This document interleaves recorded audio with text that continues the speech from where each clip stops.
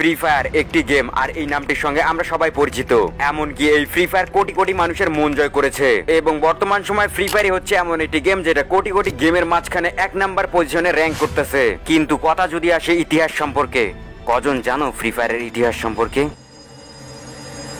এই গেমের পেছনে কত বড় ইতিহাস লুকানো রয়েছে, কেন তৈরি হয়েছিল ফ্রি ফায়ার, কে এর নির্মাতা, কবে শুরু হয়েছিল ফ্রি ফায়ারের যাত্রা, আর ফ্রি ফায়ারের প্রথম নামই বা কি ছিল, সবকিছু জানতে যাচ্ছি আজকের এই ভিডিওতে। তাই তুমি যদি ফ্রি ফায়ারের ইতিহাস সম্পর্কে জানতে চাও, যেখানে আছো সেখানেই বসে পড়ো। আর ফ্রি ফায়ারের ইতিহাস না জানতে চাইলে ভিডিওটাকে স্কিপ করো। তো চলো তোমাদেরকে নিয়ে যাই আজ থেকে 8 বছর আগে, যেখান থেকে ফ্রি ফায়ারের জন্ম শুরু হয়েছিল।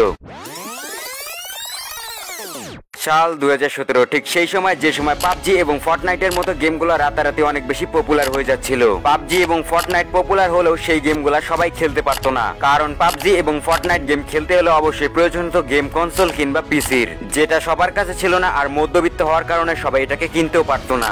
আর এই বিষয়টিকে লক্ষ্য করে সিঙ্গাপুরে থাকা ছোট্ট একটা গেমিং কোম্পানি গেরিনা, এরপর গেরিনার সিদ্ধান্ত নেয় তারা একটা নতুন প্রজেক্টে কাজ করবে। আর এই প্রজেক্টের মূল উদ্দেশ্যই হবে তারা এমন একটি ব্যাটল রয়্যাল গেম তৈরি করবে যেটা লো এন্ড ডিভাইসের মধ্যে খুবই স্মুথলি খেলা যাবে। আর এই গেমটি ডিজাইনের দায়িত্ব দেয় 111.studio কে। আর 111.studio হচ্ছে ভিয়েতনাম ডেভেলপ কোম্পানি, যেটা গেমের ডিজাইন তৈরি করে। আর এই কোম্পানি গেরিনার হয়ে নতুন একটি প্রজেক্টে কাজ শুরু করে, আর যেই প্রজেক্টটির নাম ছিল প্রজেক্ট এক্স।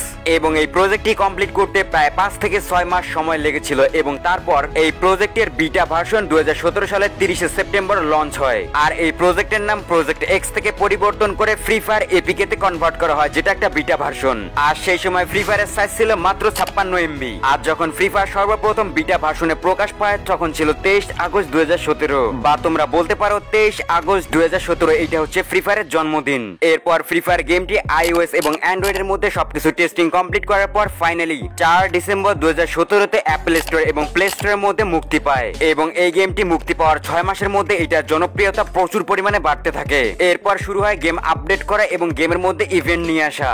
এইটা হচ্ছে ফ্রি ফায়ারের টেস্টিং ভার্সনের লোগো, এবং এইটা হচ্ছে ফ্রি ফায়ারের সর্বপ্রথম ডিসপ্লে লবি, যেটা দেখতে কিছুটা এইরকম। হ্যাঁ, মাত্র সিম্পল একটা ডিসপ্লে লবি। আর এইটা হচ্ছে ওয়েটিং লবি, আর এই লবি হচ্ছে ফ্রি ফায়ারের ফার্স্ট লবি। এখন যদি আমরা ম্যাচের মধ্যেকার কথা, ম্যাচের মধ্যে এই ধরনের গ্রাফিক্স ছিল। হ্যাঁ, এখনকার সময় যে গ্রাফিক্স রয়েছে তার থেকে অনেক অনেক লো গ্রাফিক্স। তখনকার সময় শুধুমাত্র একটাই মোড ছিল, যার নাম হচ্ছে ব্যাটল রয়্যাল মোড। আর 2017 সালের ম্যাপ এইটা। ম্যাপ বলতে গেলে শুধুমাত্র এইটাই ছিল। আর এইটা কোন জায়গায় সেটা তো তোমরা বুঝতেই পারছো।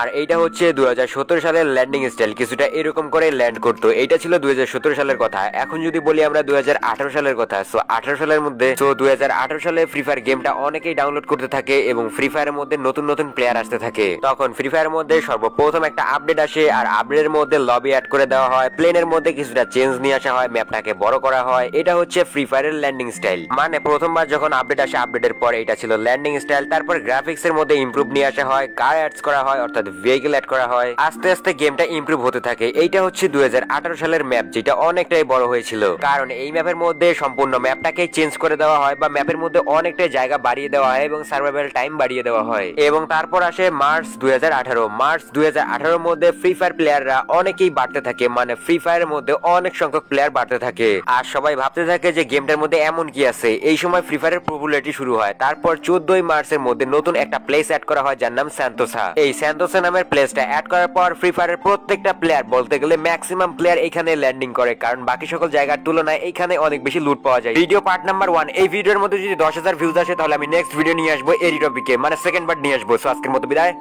Good bye. এই ওয়েট, যারা ওল্ড প্লেয়ার আছো তারা শুধুমাত্র #MissyOldFreeFire লিখে কমেন্ট করে জানাও, তাহলেই বুঝতে পারবো। আল্লাহ হাফেজ।